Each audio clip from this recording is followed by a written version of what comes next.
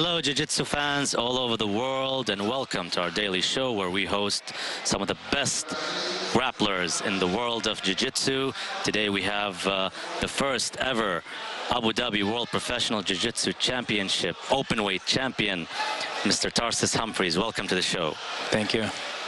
Before we talk about that historic moment in 2009, let's start by talking about Tarsis Humphreys. How did Tarsis start training in Jiu-Jitsu? How did you find Jiu-Jitsu, let's say? Okay. First I started to watch some movies with fights and stuff, and that kind of movie always get me, and so I was always playing and sometimes fighting with my brother. And then I asked my mother, I want to do martial arts and stuff.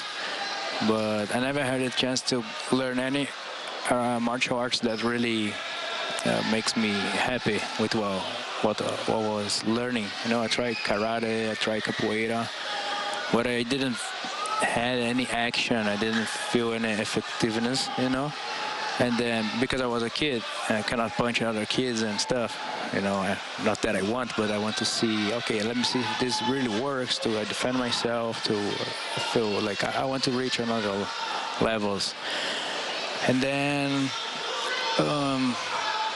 later I have a friend, when I was about 10 or 11 years old, he started to do Jiu-Jitsu, and he showed me the arm lock, showed me the rear naked choke. And then right away, those two moves, like I said, oh my God, this really works. That's what I want to learn.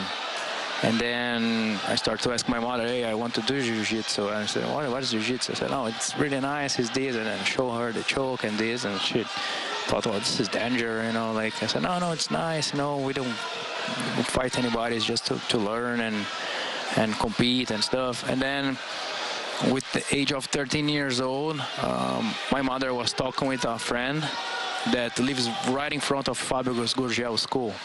And then she said, oh, your kid wants to do Jiu-Jitsu. This guy here is the best in the world. And he just moved to São Paulo some years ago. And you should put your son right here. And then at the time, I didn't have too much money to pay the Jiu-Jitsu. My mother used to teach English in some schools, and then she offered Fabio Gurgel to do some English private classes, and then Fabio will give us the chance to train Jiu-Jitsu for me and my brother. And then he accepted right away. He did some classes with my mother, and then me and my brother, we started to do Jiu-Jitsu in 1997. And I just love it. That day when I started, I said, oh, this is what I want for my life. It's something that I just fell in love right away.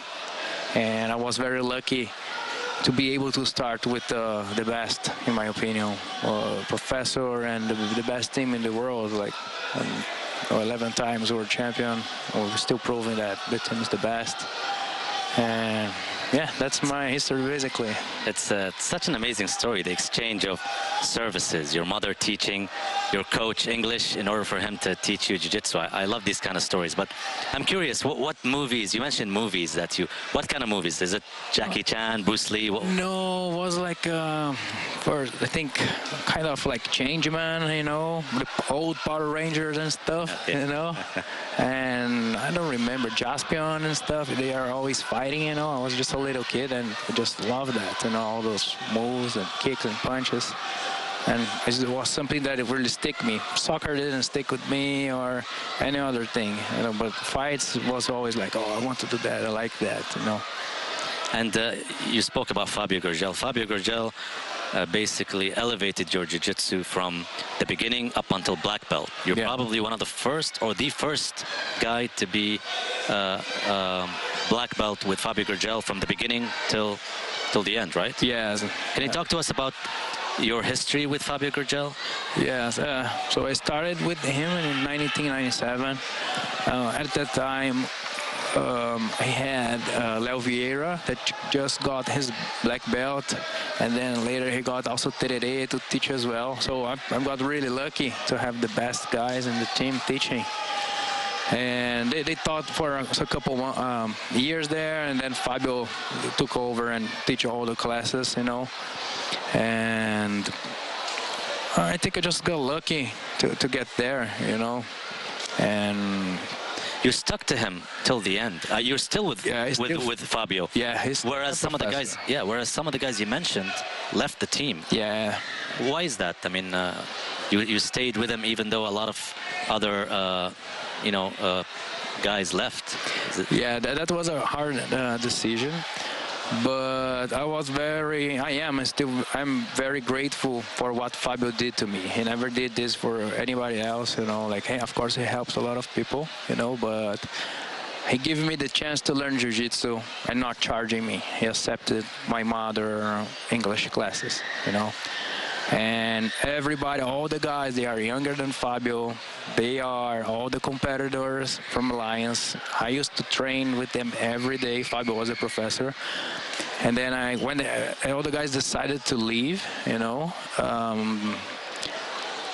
I said, oh my God, now all my training partners are leaving. Who am I going to train right now, And then I talked with my mother, and she just said, Tarsis, maybe they are the youngest ones, they are your partners. I still have friendship with them. But Fabio is your professor. If Fabio give you this chance, you should be grateful and, now give him back, what he gave to you and stay with him and be loyal, And then I said, okay, yeah, you're right, Mom.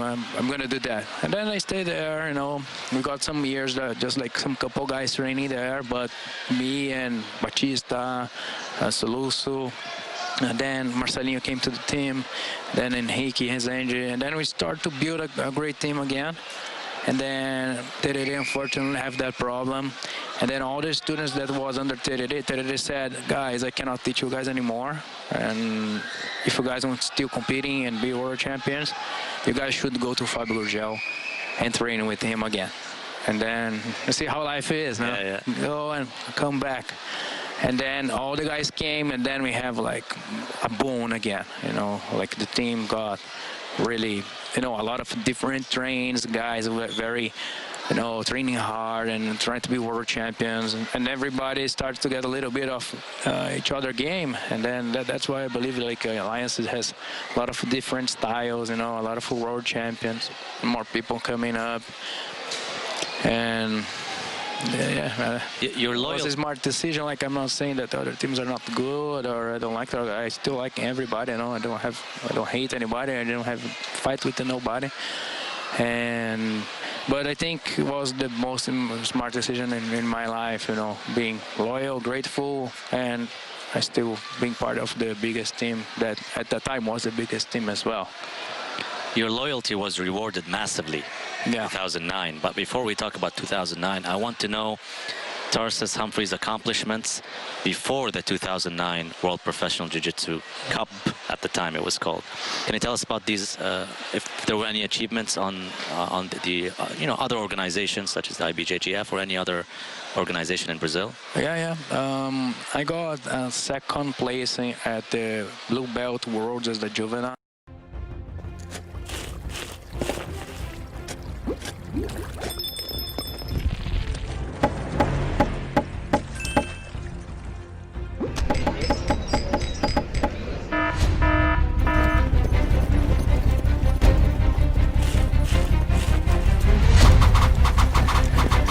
Explore, battle, conquer.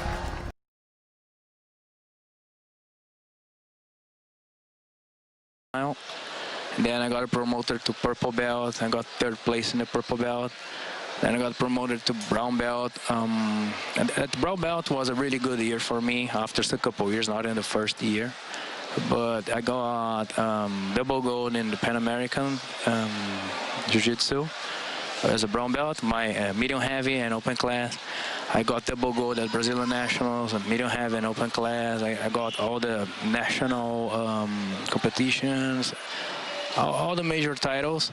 And then 1 week before Worlds, Fabio promoted me to black belt. I got really pissed off. I said, I went to the double gold at the World as a brown belt too, but his call, his decision, and I have respect. I lost in the quarterfinals. Well, I did a good Worlds too. And which year was that?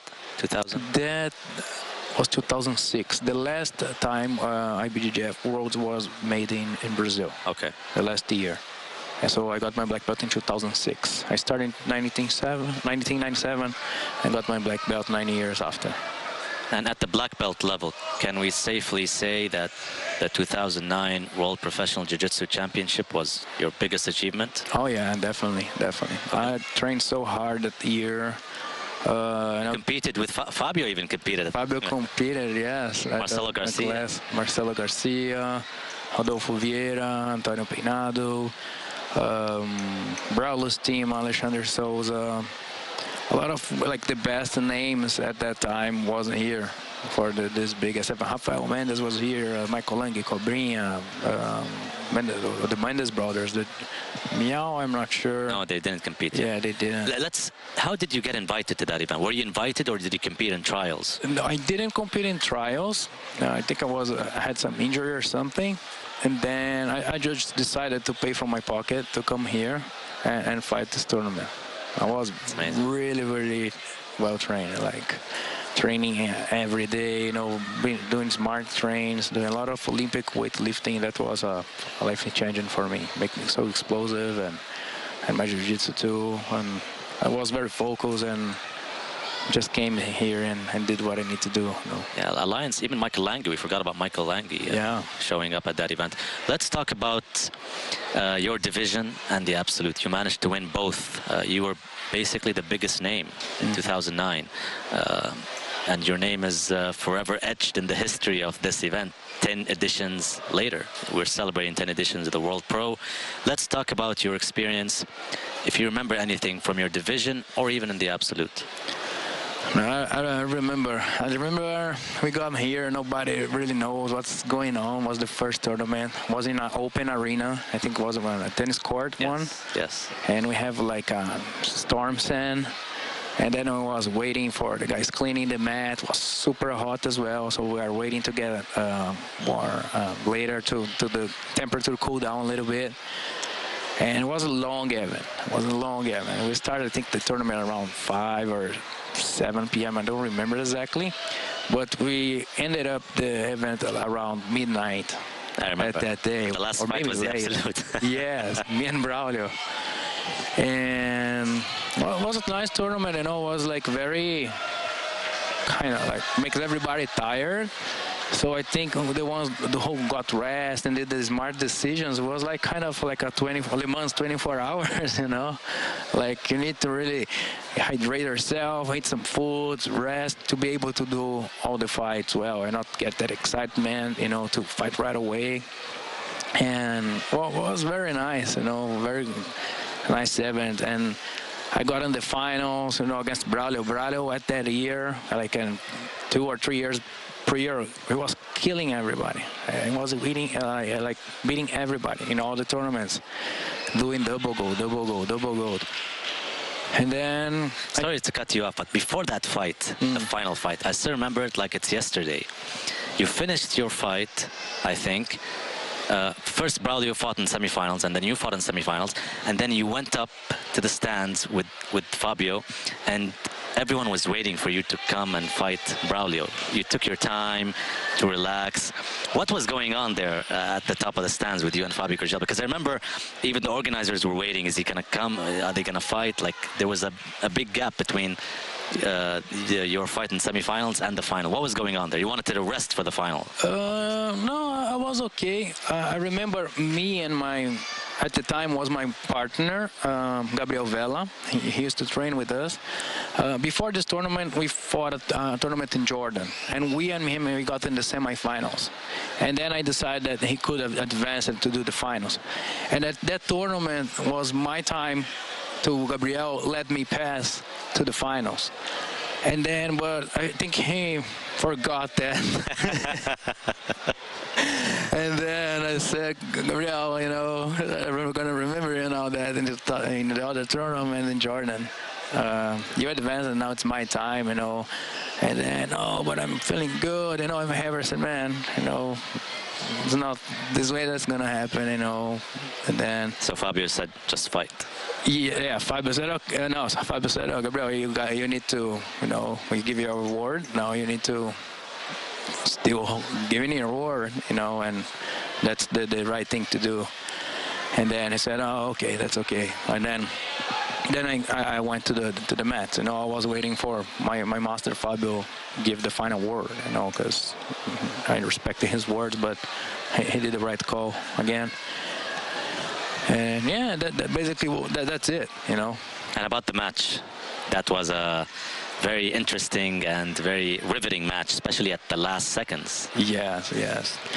Yeah, so I started with the Braulio. He pulled me guard. I know he's a close guard, and if you stay inside his guard, he's going to submit you. You know, he's just start to climbing you all over, smash you, compress you, and get an armbar or a triangle. So I was thinking about pulling him first, but I didn't have time. He pulled first. You know, I was trying maybe to reach a takedown. I didn't have time. And then I just stand up right away. I said, he's not going to submit me. He may sweep me, but not submit me. And then he did, and I was able to recompose my guard. And at that time, I was just like starting to play the lasso guard. That's a really good guard because you're still with the open guard. So any referee can say you're stalling the fight. But you have like a peculiar stuff because you need to wait your opponent to position it himself in wrong positions, and then you can sweep him or do other movements. At that time, I just started that guard. I have 1 or 2 or maybe 3 sweeps. To be honest, that sweep that I swept to him, I invented at that time, like the final seconds. I just like pull from my head. Like I never did that sweep before. I said, I'm gonna try. Makes sense. I'm gonna do it, and let's see what's gonna happen. And now I just released a DVD with 30 positions from lasso, so you have all combined, all connected. But that was my strategy. So I got 2 points. I was playing the lasso. I said, I have a good grips right here. I'm waiting him to, you know, position himself in a bad position. I was always trying to reach the sweep, but he knows the danger of the guard, and the referee starts to call. That he was stalling the fight because he didn't try to stand up, he didn't try to go to side, he couldn't move. I was all in front of him, you know, good retention. And then the referee called 1 time, called the 2nd time, he got like a negative point, and then called the 3rd time, and then when he stands up, and then I decided to do the movement that I just invented at that time. I was very good with leg locks and stuff. I said, I'm gonna try like to roll like with a leg lock, but without releasing his arm. And then I was able to break his balance and stay on top and got the 2 points. And I got, I think, 1 advantage because I have a foot lock before too. And then at that moment, I was my happiest moment in my life, you know, because I became a world champion and in the open class division. That's a big achievement. And the second day, you added another gold medal by beating Braulio's brother, Victor Estima, as well. Briefly, can you talk about that experience in your division as well, especially after winning the Absolute? You're on a high. How did you come back the next day and continue with the strategy of winning another medal? Yeah, it was hard, you know, because then I said, oh my God, now I'm the open class champion, and I still have a lot of tough guys in my division. And one of them was Braulio's brother. And I said, oh my God, there's a lot of pressure on me by myself, because I said, oh my God, if I lost the division, I will not have that, you know, importance of being the open class champion. You know, how do you win the open class and then you lost at the weight division? But then I said, no, relax, you're well prepared, you know, you're well trained. Go there and do your strategy, you know. Same thing, Victor has a really good guard, and then I decided to pull him guard first.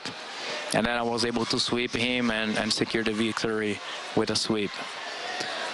A game of strategies. Yeah. That's we have to wrap up soon. We don't have much time. But what is your opinion on Abu Dhabi's role in the growth of Jiu-Jitsu? You've been here since the beginning of this event. Now we celebrate, as I said, 10 editions.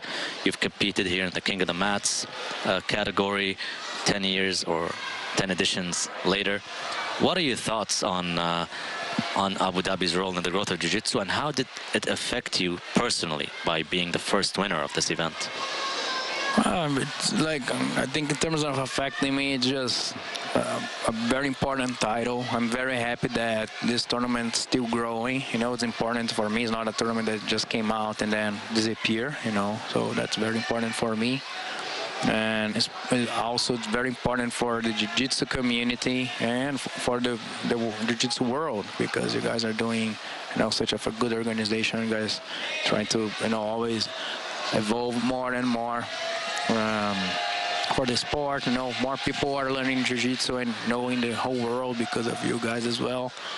And I'm happy to be part of that, and I'm happy to be the first one to win the tournament and being in the history with the other guys as well, and be able to come back 10 years after, 10 years older than when I achieved my title, and be able to compete. That makes me very happy. And certainly I didn't fought well at this tournament. The younger guys are hungry and coming very well. But it's very nice to see how you guys are improving and get better and better, and I wish you guys never stop to do that and just keep growing and growing. I see like the organization now, it's totally different. It's amazing, and every time it's better. And you've been here since the beginning, as I said. If you had to choose one guy besides yourself that epitomizes this event, is the face of the World Professional Jiu-Jitsu Championship, who would you say it is? You've competed in 2010, 11, and 12 as well, right? Or 13? I think so. Not in 2010. I got injury. You fought for third place against Calazans once, I think. Yeah, I think that was, 13. Yeah, at the open class. I got fourth place in the open class. So you've seen quite a few events. Yeah, I came maybe like 5 times to compete here.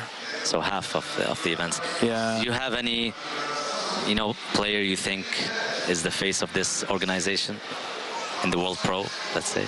I don't know. That's not even an alliance guy. I don't know.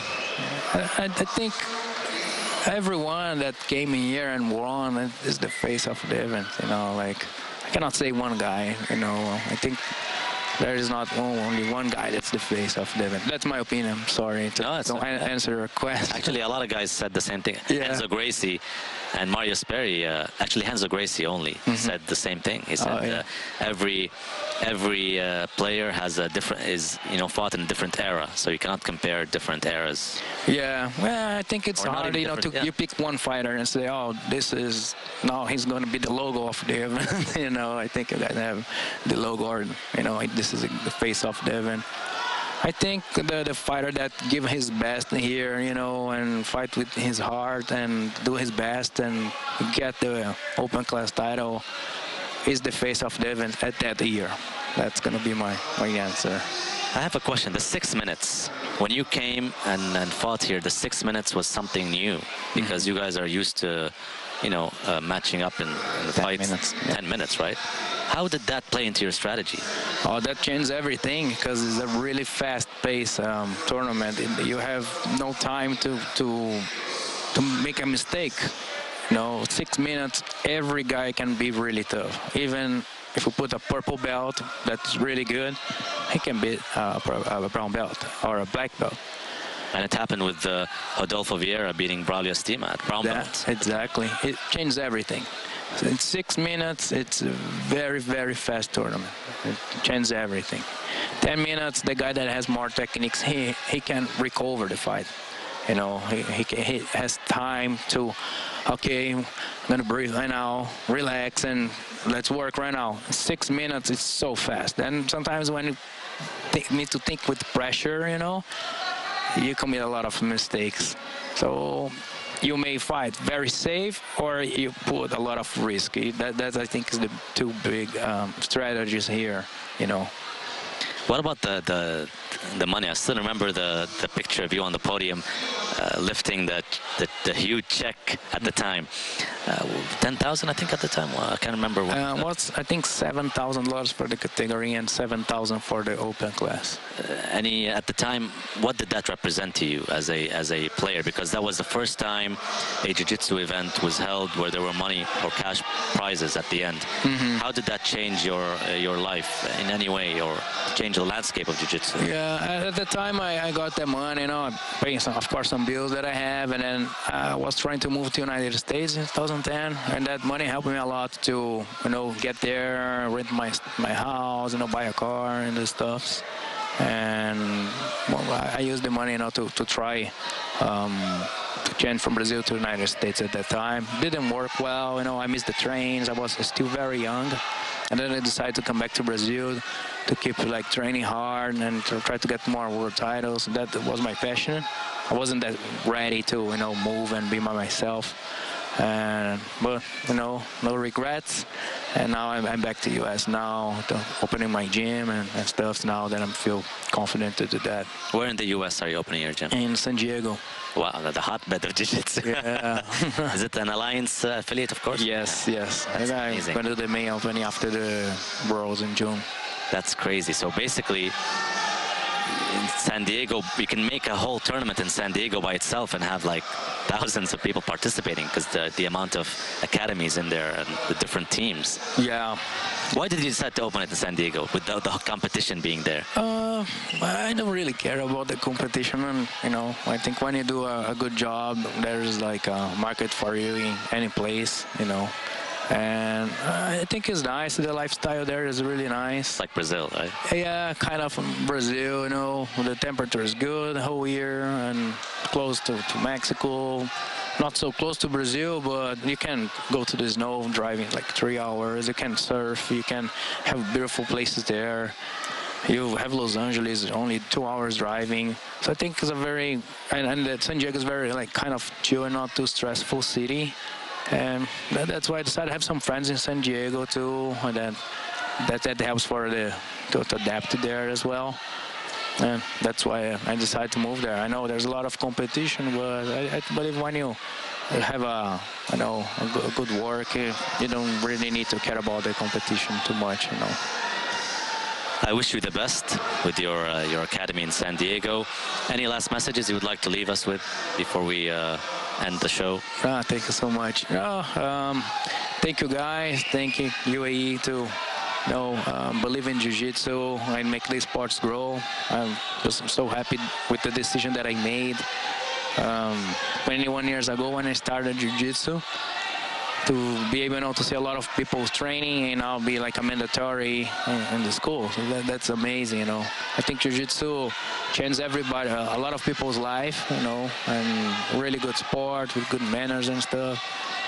And yeah, I recommend everybody to give a good try for Jiu-Jitsu, Changes a lot of things in your life, your confidence and your mind, makes you more relaxed, makes you respect people. I think it's in general amazing sport, that makes people very humble, and if you get the right, professor and ideal of Jiu-Jitsu, most people are really humble and nice and help each other. The Jiu-Jitsu community, it's very nice as well too.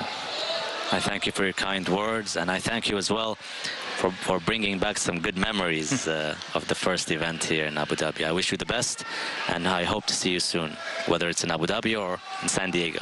Oh, thank you so much. I'm waiting you in San Diego. Thank you. Thank you. We have reached the end of our show today with Tarsis Humphreys. I hope you enjoyed it. I know I did. We talked about many nostalgic things, as they say. Tune in tomorrow for another show with another guest. Thanks for watching, as always. Goodbye.